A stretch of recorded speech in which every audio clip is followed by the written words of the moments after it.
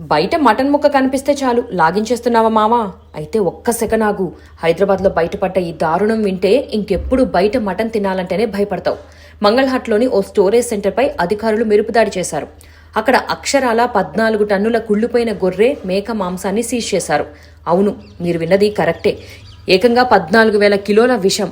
మహారాష్ట్ర, కర్ణాటక నుంచి ఈ కుళ్ళిన మాంసాన్ని తెప్పించి అది వాసన రాకుండా కెమికల్స్ కలిపిన నీళ్లలో ఉంచుతున్నారు. దీన్నే సిటీలోని ఫేమస్ హోటల్స్కి, ఫంక్షన్ హాల్స్కి ఫ్రెష్ మటన్ అని చెప్పి సప్లై చేస్తున్నారు.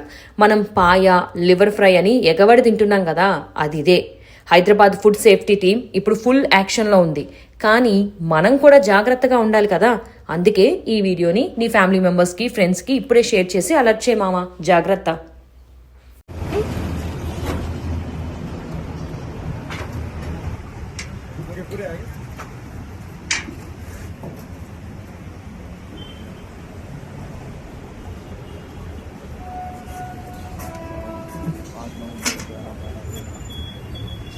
सर 15 है ट्रे सर।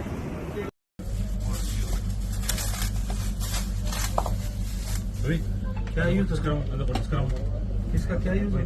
ये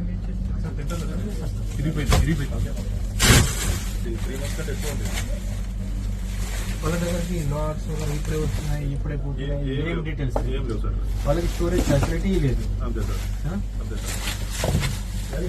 most short list sir, incoming out going